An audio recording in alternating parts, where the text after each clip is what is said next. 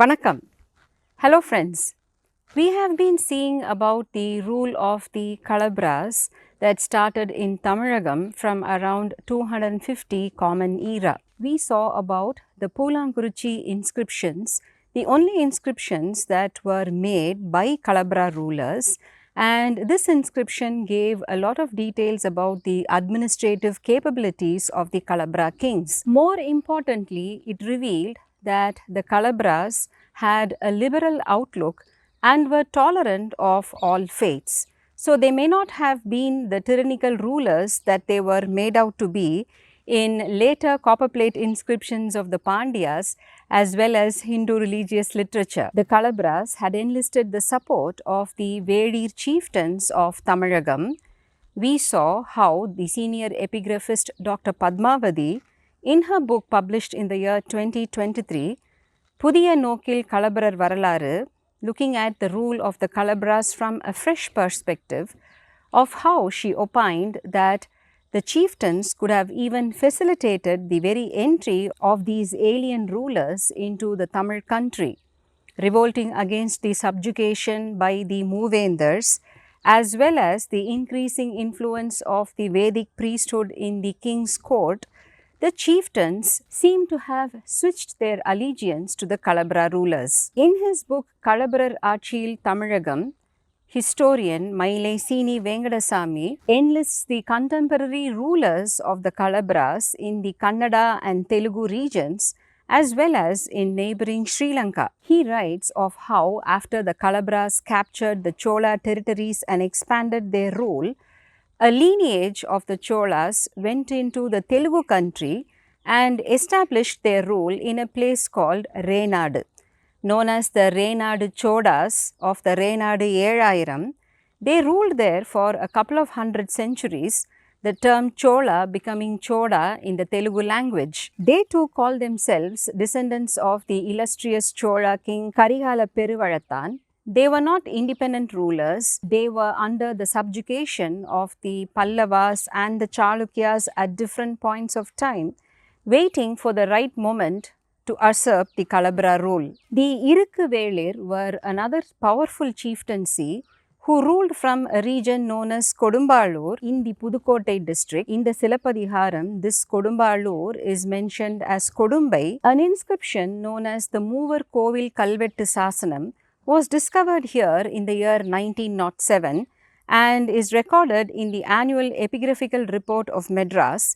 This gives the name of 11 generations of the Irukkuvelir chieftains. Sini Vengadasamy shows how the first 5 rulers in this list were under the subjugation of the Kalabhra kings. During this time, the Pandya rulers who had been relegated to the periphery of the Pandya kingdom were engaged in frequent fighting with the Kalabhra rulers. The inscription shows how a powerful Irukkuvel chieftain waged war against these Pandya rulers and defeated the elephant army of the Pandya king, bringing them under control. Thus, this inscription gives outright proof of two things: that the chieftains supported the Kalabhra rule and that the Pandya lineage continued on the side. The Tolgapiyam Poruladhiharam mentions how in ancient times, next to the king, the traders were allowed to retain armies. The trade caravans, the Vanihachatu, transported precious gold and gems from one place to another, quite often through scrublands and forest regions, which were waylaid by robbers. So, they had to have their own protection and security detail. Now, we have already seen how the heretic faiths of Jainism and Buddhism first entered into Tamil country through these trade caravans where the traders brought their faith with them. Dr. Padmavati opines that these traders should have offered the support of their armies to the Kalabhra rulers as well, not only on account of their similar faiths, but also to protect their own vested interests. Trade must have been disrupted by the continuous wars that were being waged in the Tamil country towards the end of the rule of the Great Three. We saw about the Attikoyathar, the Ulmanayar, Nadu Kapar, Purankapar and Muppuru Kapar all mentioned in the Pulanguruchi inscriptions. Some of these armed forces that protected temples and towns and assisted in administration could have belonged to trade groups. A Jaina inscription found in a place called Vadugapatti showed how private armies were engaged to protect Jain temples from desecration. They were called Kuli Chevahar, that literally meant hired soldiers. The protected warehouses where these trade caravans stayed are also mentioned in this inscription, and they went by the names Adikir and Veeratavalam. These tradesmen were protected by the Yeri Veerarhal, the Valanjiyar, the Sena Muhattar and Veerakodiyar as revealed in the inscription. And even today, the Veerakodiyar, a Vellala clan, find a place in the reservation list of the Tamil Nadu government, establishing the continuation of an ancient clan for over 2 millennia. So, all these trading communities supported the Kalabhra rulers. Next to the Pulanguruchi inscription, a very important inscription that revealed the history of the Kalabhras is an inscription found in Karur from around the same time period, that is the 5th century Common Era. This Karur inscription mentions 3 bodies that were engaged in the protection and administration of what should have probably been a Buddhist shrine in the area. Of course, the shrine itself is no longer there. It could have been a structure made of brick and mortar. Now, the 3 institutions mentioned here are the Atti Kosamudai Kosam, the Aimperunkulu and the Sangam. Atti meaning elephant, Atti Kosamudai Kosam meant an army of the elephants and so on. Now, we have seen how Sekilar in his Periyapuranam, while mentioning about Kootruva Nayanar, a Kalabhra ruler of the 5th century, mentioned that he had the 4-fold army, the elephants and the chariots, the cavalry and infantry. The Aimperum Kulu was an administrative body mentioned very rarely in inscription. The term finds a place in 3 important post-Sangam epics, the Silappadiharam, Manimehalai and Perungadai, all of which are believed to have been composed during Kalabhra rule and which of course preach Jainism and Buddhism. In his commentary for the Silappadiharam, Adiyarku Nallar writes that the Aimperunkulu, the administrative body of the king, was composed of ministers, priests, army commanders, emissaries and spies. Dr. Padmavati goes on to cross-reference from inscriptional evidence such as the 10th century Nagainallur Kalvettu near Musiri in Tiruchi district to support her view that the Aimperunkulu as an administrative body was a construct of the Kalabhra rulers. The framework of the Satavahana dynasty could have been a model for them. It is very interesting to see how she builds a case to show that the medieval Pandyas and the Cholas who took over from the Kalabhras adapted and built upon this administrative framework set by them. The term Sangha was always associated with Jain and Buddhist monks. It was a confluence of religious scholars and monks, Jainism and Buddhism being the first institutionalized religions in Indian soil. Thus, we have the 3 bodies of the Atti Kosamudai Kosam, the Aimperunkulu and the Sangha being entrusted with the responsibility of protecting and administering a place of worship. Documented by the Tamil Nadu Department of Archaeology but left unprotected, this rock inscription was destroyed during a road expansion work along the Karur highway, and Dr. Padmavati laments of how we have lost a very important and rare inscription that mentioned the Aimperunkulu. What we can infer is that many such inscriptions should have been there, giving us details of the Kalabhra history that have been lost over time, so much so that whatever has been recreated today about these rulers is gleaned from later inscriptional evidence of the medieval Pandyas and Pallavas and even Telugu rulers. Interestingly, the branch of the Kalabhra clan that rode into the Chola lands and captured Kaveri Pumpattinam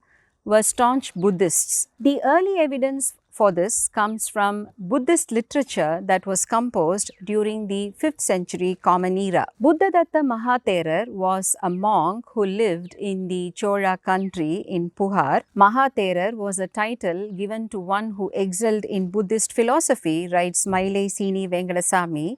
He records the several works of Buddhist literature written in the Pali language by Buddhadatta, such as the Madhuranta Vilasini, Vinaya Vinichayam and Abhidhammavadara. In the Abhidhammavadara, Buddhadatta describes the glory of Kaveri Pumpattinam. Scholars have noted how the descriptions of the mansions, the trade and the wealth given by Buddhadatta are very similar to the descriptions of Puhar given in the post-Sangam work of Silapadiharam and the earlier Sangam work of Pattinapalai. Sini Vengadasamy notes that Buddhadatta stayed in a large Buddhist vihara built by one Kanahadasar, and that this Kanahadasar was a minister of the then Kalabhra ruler. In the Vinaya Vinichayam, Buddhadatta himself records that he wrote it in the 5th century, staying at a beautiful Buddhist vihara built in a town called Budamangalam on the banks of the river Kaveri by one Venudasar. Buddhadatta gives the most critical information, namely the name of the Kalabhra ruler,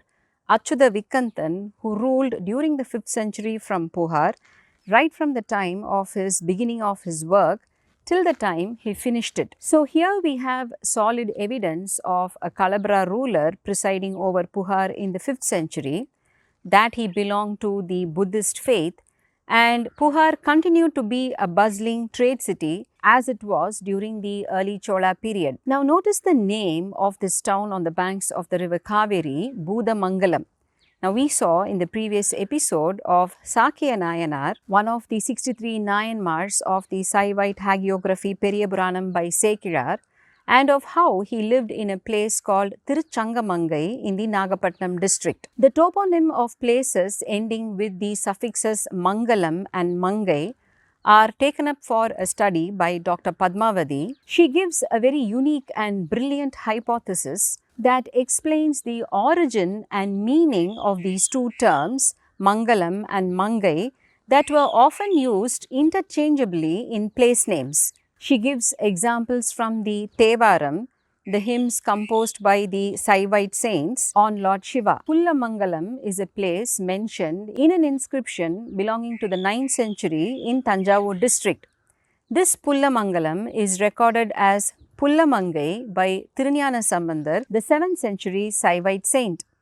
His contemporary Thirunavukarasar similarly records in a hymn, Kollidakarai Kobanda Puttoooril Vilvidaikku Arulsei Visayamangai. On the banks of the Kollidam, a tributary of the river Kaveri, he mentions a place called Vijayamangai. This Vijayamangai is recorded as Vijayamangalam in inscription, situated in the Coimbatore district. It is also referred to in the Kongumandala Sadagam, where a verse goes, Varuvisaya Mangayum Nirambayum, and in another verse goes, Vizhai Vayal Sool Mangai Pattini Kottathil, a temple dedicated to Mangai, a virgin goddess, in a Kottam. That should have been a place of worship of Buddhist leaning. So these places and many such similar ones are named after a goddess denoted as Mangai, a common parlance in Tamil language that is used to denote girls in the age group of 12 to 14, equivalent to the terms Kanni, Kumari and Kumari. Again, in the story of Sakya Nayanar, the Buddhist monk who turned a Nayanmar,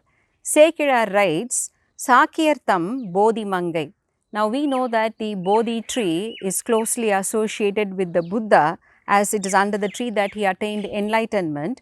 So, Bodhi Mangai, obviously a Buddhist town, it is recorded in inscriptions as Buddha Mangalam. So, Bodhi Mangai or Buddha Mangalam both refer to a Buddhist place associated with a virgin goddess.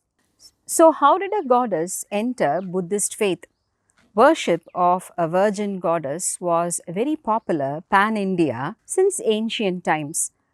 The Kumari Puja was associated with tantric worship and is continued in many places today, including neighboring Nepal. So much so that the heretic faith of Buddhism had to accommodate this virgin goddess. The Buddhist monk Asangar introduced a virgin goddess Tara Devi in the Mahayana Buddhism at around 3rd century Common Era, almost 800 years after the time of the Buddha. Mahayana Buddhism entered the south of the country after the 3rd century in a very big way, and the goddess Tara Devi got amalgamated with the local deity, the Kanni Devam of the Tamil people, and she went by a new nomenclature, Pidari Amman. Dr. Padmavati shows an inscription belonging to the Muttarayar, a powerful chieftaincy associated with the Kalabhras from the 10th century, where the line goes, Pidariyarku Udagava Purvamaha Vachanilam Eilnattu Mangalam Muveli. The lands assigned for a Pidariyamman temple were known as Mangalam. The presiding deity of the Mangalam was a Mangai. So, hence the interchangeable use of the terms Mangalam and Mangai. Mangalam, the word, signified victory and prosperity. The Kalabhras named the territories that came under their role as Mangalams, and the presiding deity of the Mangalam was a Mangai. Every Mangalam had a mandram right in the middle, which housed this goddess. Dr. Padmavati shows that this pattern as such was a continuum of a practice followed by early Tamil society, where a mandram or a mandra was the focal point of a place, and it had the kandu, the object of worship. This was where the por murasam, the war drum, was kept, and this was where the rulers brought in their bounty, mostly made of cattle, and redistributed to the soldiers. Disputes were resolved and travelers stayed on, so this place had multiple usages. The Mangalam of the Kalabhras was modelled after this social structure and refined further by the introduction of various administrative elements as revealed in the Pulankuruchi and Karur inscriptions. The Mangalams thus formed administrative units like a taluk and had mandrams that had officials named as the Karanam and the Ambalam. The Karanam were legal experts, and the mandram itself was also a congregation point of monks of not Jainism and Buddhism alone, but of mixed faiths. This tradition continues in the villages of Tamil Nadu even today, where every village has a mandram in the middle, a place where the elders and the youth of the village alike hang around, and where there is always a shrine in the vicinity of the mandram dedicated to an Amman, a goddess. Mandradum idam mandram. Mandradal literally means arguing one's cause, and this later on becomes the Grama Panchayat in Sanskrit. And even today, in colloquial usage, we say when people get too argumentative, we ask them, "Enna periya panchayathu pandriya?" A 10th century inscription belonging to Uttama Chola mentions a temple dedicated to Pidari in Pullamangalam, and the verse goes, Naduvircheri Tirumani Mandagamudaya Kala Pidari. The inscription mentions how villagers donated their lands to the Pidari temple and received compensation in money from the Karanam. Even today, we see several places with the suffix Mangalam in Tamil Nadu, such as Tirumangalam near Madurai, Kottamangalam and Manimangalam near Chennai. In a temple inscription found in this Manimangalam, a Sanskrit portion describes the place as Ratna Gramam. Mani meaning Ratnam and Mangalam meaning Gramam. Of course, Gramam being a Sanskrit word, there was a Mani Gramam, which was a very famous place for traders' guilds at Pumbuhar. Similarly, in a place called Satanur near Gangapuram of Trichy, an inscription reads, Mahalattu Kala Pidariyana Satanur Nangai. Here, Mangai becomes Nangai. Another important place is Satamangalam near Vandavasi in North Arcot district, where there are inscriptions of several rulers over different time periods, and a set of inscriptions from the 8th century belonging to a local ruler called Kambavarman reads of how a Kadaha Adhiharayar Manavati, that is wife of a Kadaha Adhiharayar. Now Kadaham was an army division and Adhiharayar should have been an army chief. Manavati meaning wife. So what did the wife of this army chief do?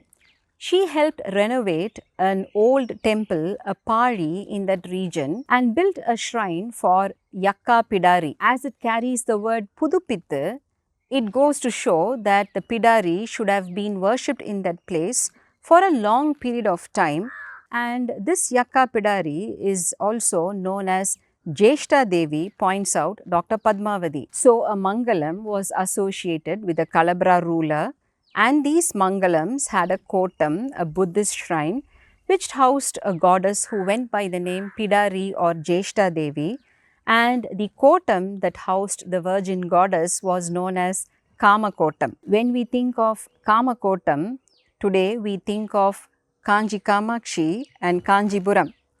Now, there is a very colloquial saying in Tamil that goes, Vonda vanda pidari, oor pidariya veratna kada. It literally means that one who comes seeking asylum ends up chasing away the original owner of a place. Now, this popular saying takes on a whole new meaning while going through the history of the Kalabhras. We will continue with the history of Kamakotam and the Kalabhra rule in the next episode. Vanakkam.